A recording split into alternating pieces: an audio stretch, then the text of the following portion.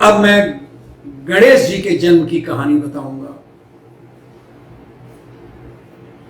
भगवती पार्वती की दो सखियां थी, जया और विजया। वे दोनों बहुत ही रूपवती, गुणवती, विवेकमयी और बहुत ही मधुर हासिनी थी। पार्वती जी उनसे आदर और प्रेम सहित व्यवहार करती थी। एक दिन उन सखियों ने पार्वती जी से कुछ झिझकते हुए कहा, सखी आपका अपना कोई गण नहीं है, अपना निजी एक गण तो जरूर होना चाहिए आपके पास। मां ने कहा, आश्चर्य हुआ, क्या कह रही हो सखियों, हमारे पास करोड़ों गण हैं जो तुरंत आज्ञा पालन में तत्पर रहते हैं, फिर किसी अन्य गण की क्या आवश्यकता है।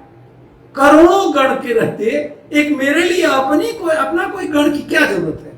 सखियों ने कहा, सभी गण भगवान शिव जी के हैं, उन्हीं की आज्ञा उनके लिए प्रमुख है। नंदी, भृंगी आदि गण जो हमारे कहलाते हैं, वे भी भगवान की आज्ञा को ही सर्वोपरि मानते हैं। यदि आप कोई आदेश दें और शिव जी उसकी उपेक्षा करें तो आपके आदेश की गण भी अवहेलना कर देंगे, कोई नहीं मानेगा। अगर आप इस उपेक्षा के संबंध में पूछेंगी तो अवश्य ही कोई न कोई बहाना वो बना दिया जाएगा।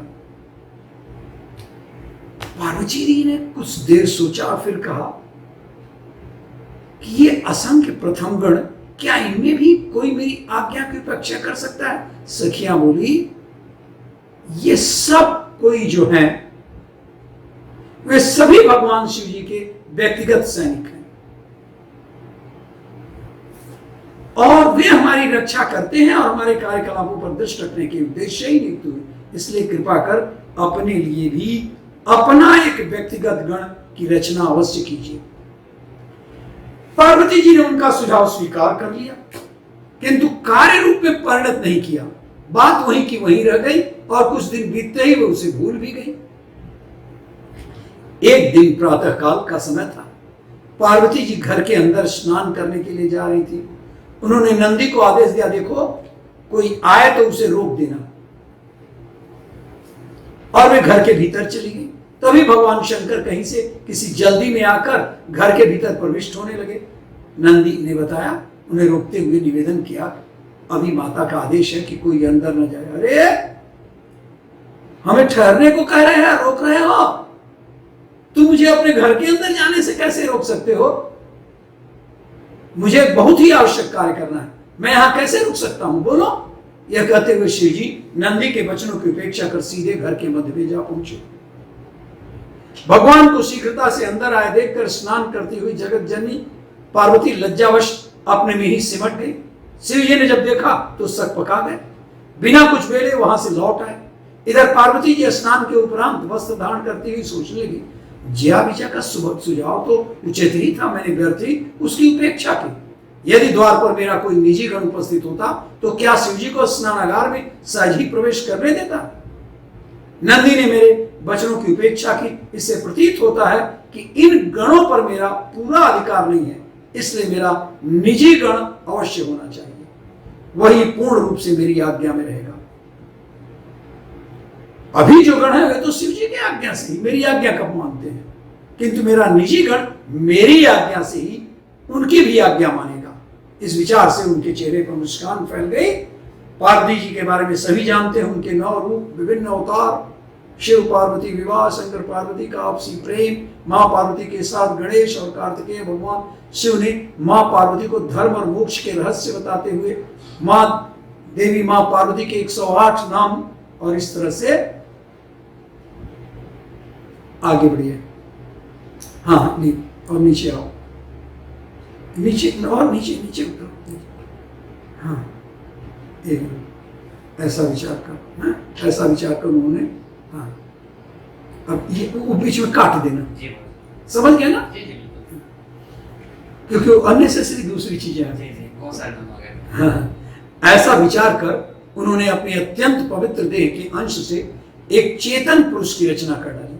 वह पुरुष सभी शुभ लक्षणों से संपन्न, समस्त अवयवों से युक्त, दोष रहित, अत्यंत सुंदर अंगों वाला, विशाल काय, अद्भुत, शोभामान, महाबली एवं पराक्रमी दिखाई दे रहा था, जिसको मां पार्वती ने अपने मन से रचना किया। पार्वती जी ने प्रसन्न मन से तुरंत ही उसे अनेक प्रकार के दिव्य वस्त्राभूषण धारण कराए और शुभ आशीर्वाद देते हुए, वत्स तुम मेरे पुत्र हो, मेरे। हाँ, ये सोच लेना कि मतलब ये नहीं कि जन्म लिया तो उसको 10 साल बाद बड़ा, ये देवी के पुत्र तुरंत युवा हो जाते थे। तमाम ऐसी कथाएं हैं। तो मेरे हृदय रूप होने के कारण बिल्कुल मेरे जैसे हो, तुम मुझे अत्यधिक प्रिय हो, तुम्हारे जैसा अन्य कोई इस संसार में नहीं है। तब उस नवीन उत्पन्न पुरुष ने अत्यंत आदर पूर्वक जगत जननी के चरणों में मस्तक रखकर प्रणाम किया और फिर हाथ जोड़कर बोला कि जननी, मैं आपका पुत्र हूं, मैं आपका ही हूं, आपका ही रहूंगा, सदैव आपकी आज्ञा का पालन करूंगा। माता पार्वती ने गणेश को आदेश दिए कि तुम मेरे द्वार पर बैठ जाओ और उसकी रक्षा करो, किसी को भी अंदर नहीं आने देना। कुछ समय बाद शिव जी घर आए तो उन्होंने कहा मुझे पार्वती से मिलना है। इस पर गणेश जी ने मना कर दिया। शिव जी को पता तो था नहीं कि कौन है नया युवा। दोनों में विवाद हो गया। उस विवाद ने युद्ध का रूप धारण कर दिया और घनघोर युद्ध हुआ। इस दौरान तब शिव जी ने क्रोधवश अपना त्रिशूल निकाला और गणेश जी का सिर काट लिया। ये तो गणेश थे। गणेश मतलब सभी गणों से श्रेष्ठ। पार्वती को पता लगा तो बाहर आई और रोने लगी। उन्होंने शिव जी से कहा कि आपने मेरे बेटे का सिर काट दिया। शिव जी ने पूछा कि तुम्हारा बेटा कैसे हो सकता है।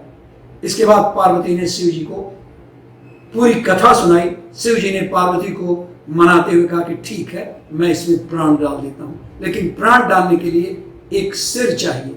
इस पर उन्होंने गरुड़ जी से कहा कि गरुड़, तुम उत्तर दिशा में जाओ और वहां जो भी मां अपने बच्चे की तरफ पीठ करके सोई हो उस बच्चे का सिर ले आना, क्योंकि अगर बेटे की तरफ करेगी तो वो अपना सिर कैसे लाने देगी।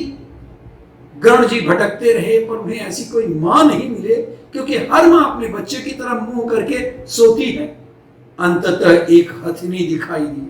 हथनी का शरीर का प्रकार ऐसा होता है कि वो बच्चे की तरफ मुंह करके सो ही नहीं सकती। गरुड़ जी उस शिशु हाथी का सिर ले आए। भगवान शिव जी ने वह बालक के शरीर से जोड़ दिया।